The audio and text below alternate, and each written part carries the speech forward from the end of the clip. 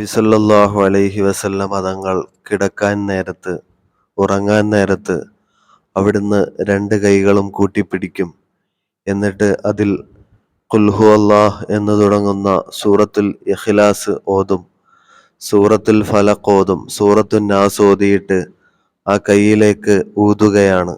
ഊതുമ്പോൾ ആ വായുവിൽ ഉമിനീര് കലർന്നിട്ടുണ്ടാകും എന്ന് ചില പണ്ഡിതന്മാർ പറഞ്ഞിട്ടുണ്ട്.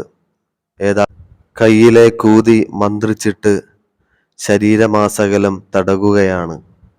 സ്വശരീരത്തിന്റെ തലയിൽ ആദ്യം തടകും, എന്നിട്ട് മുഖത്തിലേക്ക് വരും, പിന്നീട് ശരീരത്തിന്റെ മുൻഭാഗം, പിൻഭാഗം, അങ്ങനെ സാധ്യമാകുന്ന ഭാഗങ്ങളിലെല്ലാം തടകി കാൽപാദം വരെ തടകുന്നതാണ് എന്ന് ഹദീസുകളിൽ കാണാം.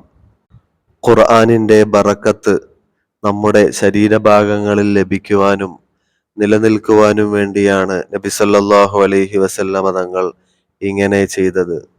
വസ്ത്രത്തിന്റെ മുകളിലൂടെയാണ് അവിടുന്ന് തടകിയത്. ഖുർആൻ ഓതുമ്പോഴുള്ള വായയുടെ ബറക്കത്ത്, നാവിന്റെ ബറക്കത്ത്, അത് വായുവിലൂടെ, ഉമിനീരിലൂടെ കൈകളിൽ എത്തുകയും അത് മറ്റ് ശരീരഭാഗങ്ങളിലേക്ക് എത്തിക്കുകയുമാണ് ചെയ്യുന്നത്. യഹൂദർ ഇങ്ങനെ ഓതാറുണ്ടെങ്കിലും അവർ മന്ത്രിക്കുകയില്ല.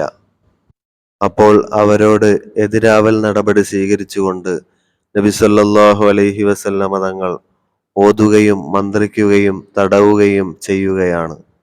കർമ്മശാസ്ത്ര പണ്ഡിതന്മാർ ഇതിന്റെ രൂപം പറയുന്നത് ആദ്യം സൂറത്തുൽ ഇഖ്ലാസ്, സൂറത്തുൽ ഫലഖ്, സൂറത്തുൻ നാസ് എന്നിവ ഊതിയിട്ട് തടകുക, പിന്നെയും ഇവകൾ ഓതുകയും ഊതി മന്ത്രിക്കുകയും തടവുകയും ചെയ്യുക, പിന്നെയും ഇവകൾ യഥാക്രമം ഓതുകയും മന്ത്രിക്കുകയും തടകുകയും ചെയ്യേണ്ടതാണ്. ഇതാണ് അതിന്റെ പൂർണ്ണമായ രൂപമെങ്കിലും ഒരു തവണ ഇങ്ങനെ ചെയ്താലും അതിന്റെ അടിസ്ഥാന സുന്നത്ത് ലഭ്യമാകും എന്ന് കർമ്മശാസ്ത്ര പണ്ഡിതന്മാർ പറയുന്നു.